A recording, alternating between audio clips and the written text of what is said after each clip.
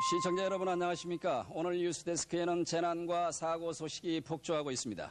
리비아 트리폴리 공항에서 일어난 대한항공 DC-10 항공기 사고는 이 시각 현재 35명이 사망한 것으로 확인되고 있습니다. 또 울릉도에서는 관광 헬기가 추락해 14명이 사망 실종된 사고가 일어났습니다. 한편 강한 비바람을 동반하고 있는 태풍 주디오가 내일 아침 우리나라 남해안에 상륙할 것으로 예보되고 있어 남부지방은 재비상체제에 들어가고 있습니다. 그런가 하면 국가안전기획부는 김대중 평민당 총재에 대한 구인장 발부를 오늘 저녁 법원으로부터 발부받았고, 귀환 파문을 일으키고 있는 임수경 양은 북쪽 판문점에서 부모와 친구의 마중을 요구하면서 농성을 벌이다가 개성으로 돌아간 것으로 알려졌으며, 춘천에서는 은행에 도둑이 들어서 20억 원어치를 훔쳐 달아난 희대의 대형 절도 사건이 발생했습니다. 오늘 뉴스데스크는 방송 시간을 늘려서 주요 사건 사고 속보가 들어오는 대로 상세하게 보도해드리겠습니다. 첫 소식은 칼기 사고 속보입니다. 승객과 승무원 200명을 태운 대한항공 803편 DC-10 여객기가 우리 시각으로 오늘 오후 2시 반쯤 리비아 트리폴리 공항에서 착륙하던 중 추락해 이 시각 현재까지 35명이 사망한 것으로 확인됐습니다. 외신들은 그러나 승객과 승무원 200명 가운데 100명의 생존자만이 확인됐다고 밝히고 있어 사망자 수는 더 늘어날 것으로 보입니다. 박광훈 기자와 함께 알아보겠습니다.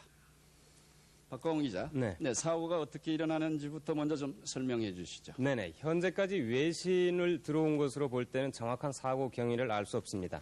외신들은 대부분 자나통신을 인용 보도하고 있습니다. 화면을 보면서 설명을 드리겠습니다.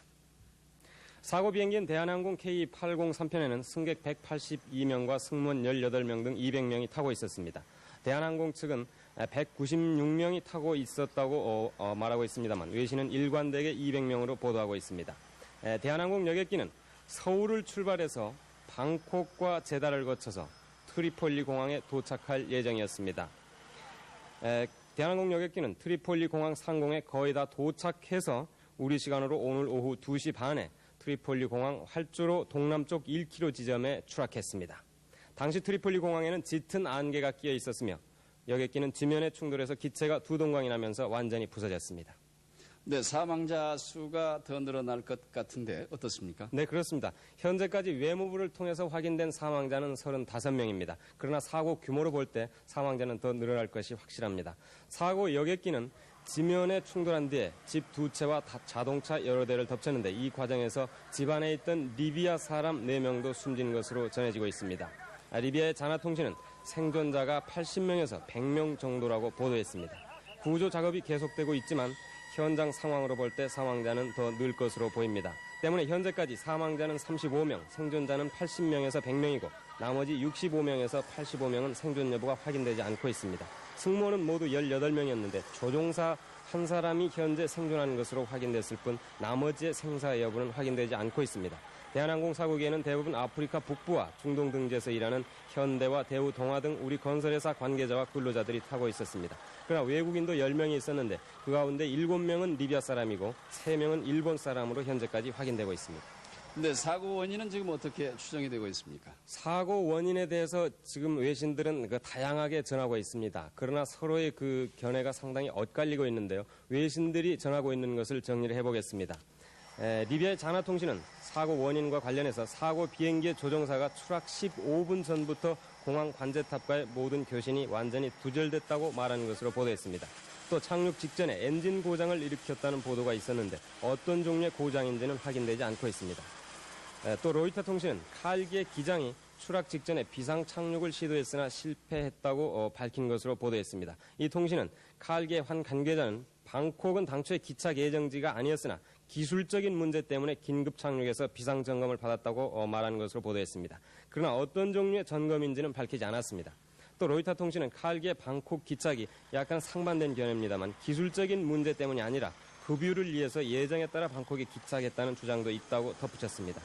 또 한편 AFP 통신은 사고 원인이 조종사의 과실 때문일 가능성이 많다고 보도했습니다. 이 통신은 정확한 사고 원인이 기체의 결함인지 조종사의 과실인지는 아직 알 수 없지만 충돌 사고 1시간 전에 소련 여객기가 트리폴리 상공에 왔다가 시계가 240m의 짙은 안개가 끼어 있었기 때문에 관제탑의 지시로 되돌아간 사실이 있다고 전하면서 대한항공은 무리하게 착륙을 시도한 것이 아니냐는 지적을 하고 있습니다.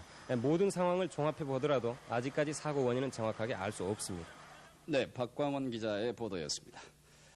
사고 비행기에 탔다가 상처 없이 살아난 생존자인 대우건설의 권혁희 부장과 김성식 이사는 사고 당시를 이렇게 설명하고 있습니다.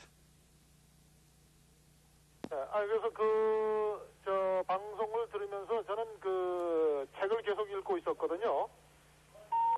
그래서 정확한 상황은 모르겠습니다. 근데 어쨌든 순간적으로 기체가 충격을 받으면서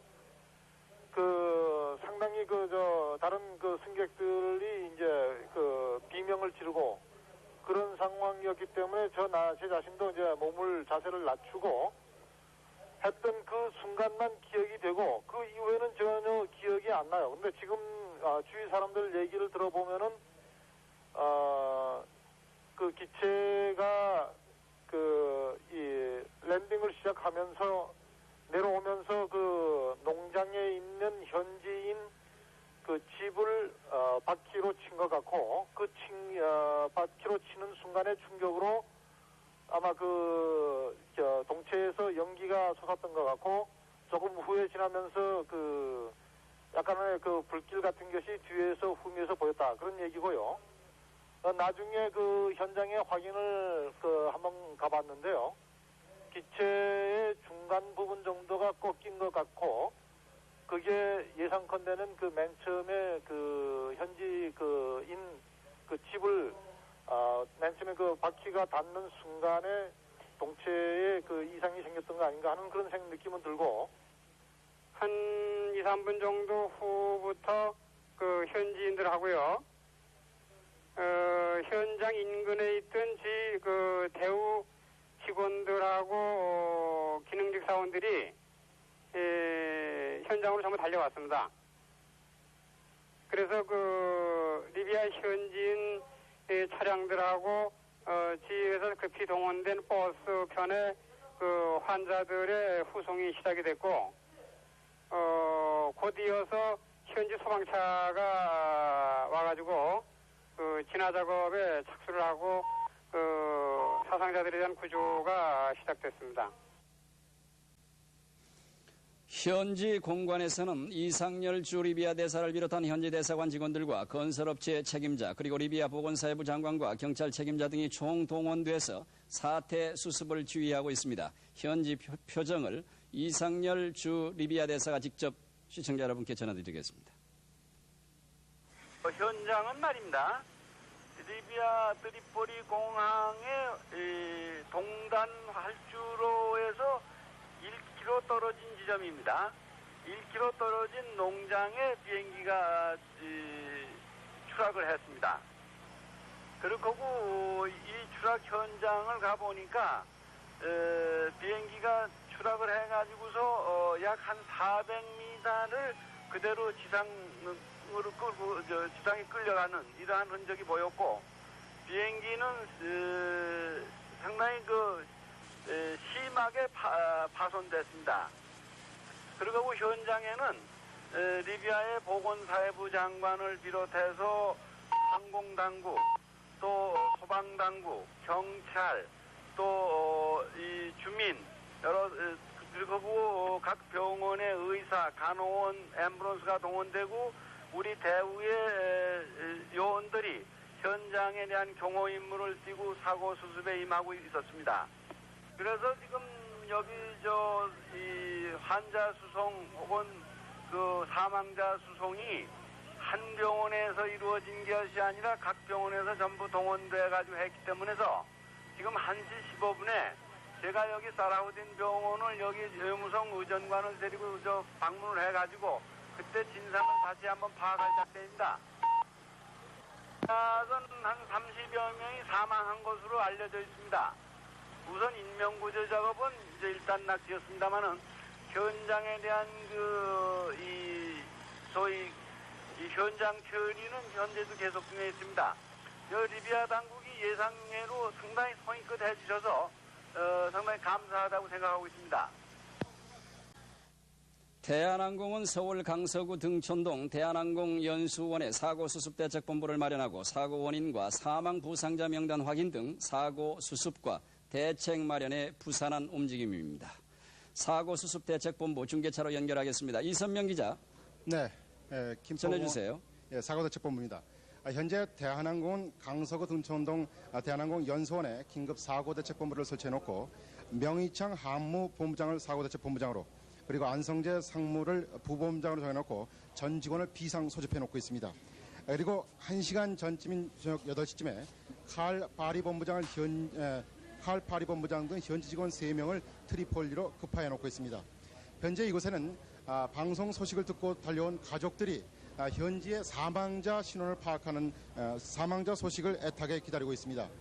이곳 사고 대책본부에 파악된 탑승자와 사망자의 숫자는 외신과는 다소 엇갈리고 있습니다만 사고 비행기는 트리폴리 도착 당시 승무원을 포함해서 모두 199명이 탑승하고 있었던 것으로 이곳에서 최종 확인되고 있습니다. 이 가운데 지금까지 확인된 바로는 승무원 3명을 포함해서 35명이 숨진 것으로 전해지고 있으며 사망자는 더 늘어날 것으로 보이는데 탑승객 대부분이 중화상을 입거나 골절상을 입은 것으로 전해지고 있습니다. 탑승 근로자들은 주식회사 대우가 71명, 동아건설이 64명, 그리고 현대건설 5명 등 모두 150명이고 대한항공 승무원 18명을 포함해서 한국인은 모두 189명이며 나머지 10명은 일본인 3명을 포함한 외국인으로 전해지고 있습니다. 오늘 DC-10기가 사고 난 시간은 우리나라 시간으로 오늘 오후 2시 5분쯤이며 사고 당시 트리폴리 공항에는 안개가 자욱하게 끼어 있었던 것으로 현지에서 전해지고 있습니다. 사고 비행기는 트리폴리 공항 도착 15분 전쯤인 3노티칼 마일, 그러니까 5km 지점 전방 상공에서 교신이 끊겼으며 사고 비행기는 비상 착륙을 시도한 듯 활주로에 닿는 순간 갑자기 비행기 중간 부분이 두동강 나고 뒷날개가 부러지면서 화염에 휩싸였다는 것입니다. 사고 비행기는 이어서 몇 차례 활주로를 튀기듯 미끄러지면서 인근 건물과 잇따라 충돌했다고 현지에서는 전해오고 있습니다. 대한항공 정비 관계자들은 사고 당시의 상황을 종합해 볼 때 사고 원인으로는 첫째 착륙 직전에 엔진 고장을 일으켰을 가능성, 두 번째는 비행기 바퀴가 제때 빠져나왔지 않았을 가능성, 그리고 기체가 두동강 난점으로 미뤄서 폭발물에 의한 폭파 가능성도 전혀 배제하지는 않고 있습니다. 사고 비행기인 DC-10기는 어제 저녁 6시 40분쯤 김포공항을 이륙해서 방콕 제달을 경유해서 우리나라 시간으로 오늘 오후 2시 10분쯤 리비아의 트리폴리 공항에 도착할 예정이었습니다. 지금까지 사고대책본부에서 MBC 뉴스 이선명입니다. 정부는 오늘 긴급 관계 장관 대책회의를 열어 칼기 추락 사고에 대한 대책을 논의했습니다. 대책회의 내용은 정치부 조은모 기자가 보도합니다. 정부는 오늘 오후 강영훈 국무총리 주재로 김창건 교통부 장관과 최영철 노동부 장관, 그리고 신동원 외무부 차관 등이 참석한 가운데 긴급 관계장관 대책회의를 열어 칼기 추락 사고에 대한 대책을 논의했습니다. 오늘 회의에서 강영훈 국무총리는 교통부 장관과 외무부 차관으로부터 사고 개요를 보고받은 뒤 트리폴리 현지의 의료시설과 부상자의 상태를 종합적으로 파악해 필요할 경우 특별기를 통해 우리의 의료진과 의료 장비를 보내 부상자에 대한 신속한 지원을 함으로써 한 사람의 희생자라도 줄이라고 지시했습니다. 강영훈 총리는 또 이 문제에 대해서는 대한항공 측에서 수습책을 주도적으로 마련하겠지만 정부로서도 사고 수습에 최대한의 지원을 하라고 말하고 사고 원인과 탑승자의 생사 여부를 가족과 국민들에게 빨리 알리도록 하라고 지시했습니다. 한편 오늘 회의에서 신동원 외무부 차관은 아직 정확한 사고 경위와 진상은 파악되지 않았지만 현 상태로서 테러의 혐의는 보이지 않는다고 밝혔습니다. MBC 뉴스 조은모입니다.